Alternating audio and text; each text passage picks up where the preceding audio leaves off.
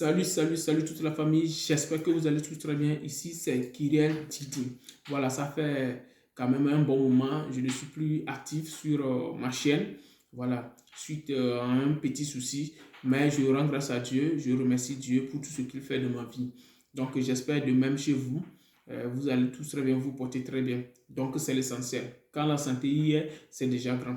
Donc, aujourd'hui, bien sûr, je vais vous dire ce qu'il faut éviter lors de vos entretiens à l'ambassade.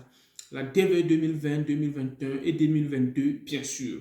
Parce que on ne doit pas oublier que les processus sont en cours pour que, sincèrement, les ambassades reprennent les interviews de ceux qui n'ont pas été programmés au cours de l'année fiscale 2019-2020 et 2020-2021 et maintenant en plus de la DV 2022.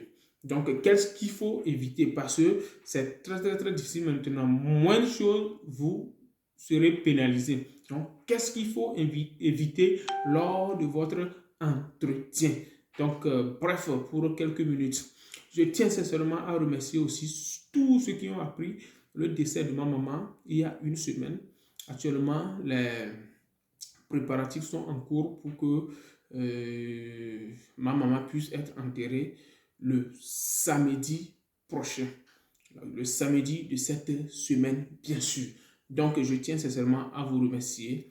Vraiment, tous ceux qui m'ont souhaité la condoléance et tous ceux qui n'ont pas appris. Donc, voilà la raison pour laquelle aussi je ne suis plus actif sur ma chaîne à cause de cette situation que je suis en train de traverser à ces moments. Donc, voilà. Mais de toute façon, je rends grâce à Dieu car c'est à lui le dernier mot.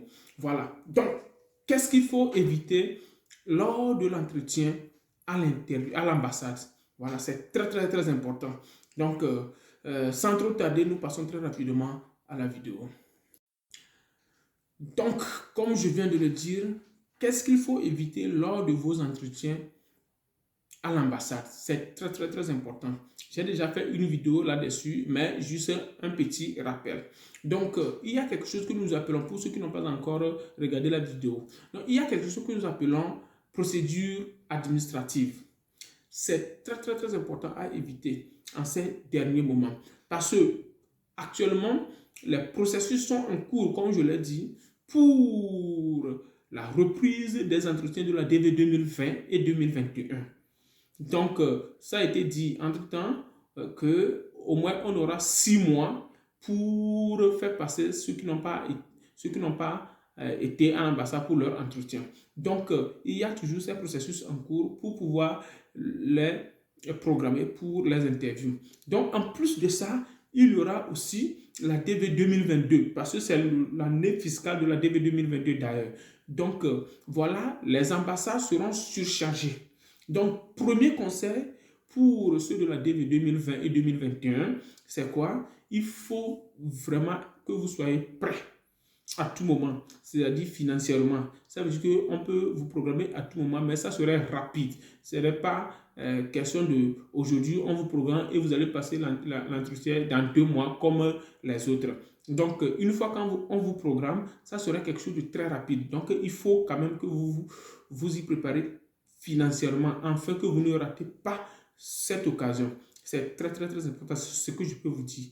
Donc, les frais de chancellerie et l'analyse, la visite médicale, c'est très important. Soyez vraiment prêts pour affronter toute cette situation.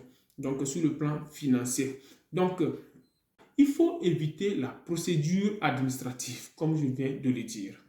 La procédure administrative est causée par plusieurs choses. C'est-à-dire que, tout d'abord, qu'est-ce que nous appelons par procédure administrative? Quand tu vas à l'ambassade, après l'entretien, après l'interview face au consul, on te dit que, OK, nous examinerons ton dossier et puis nous allons vous rappeler plus tard. Des fois, on te remet ton passeport et puis on te dit que dès qu'on va vous appeler, vous allez amener votre passeport.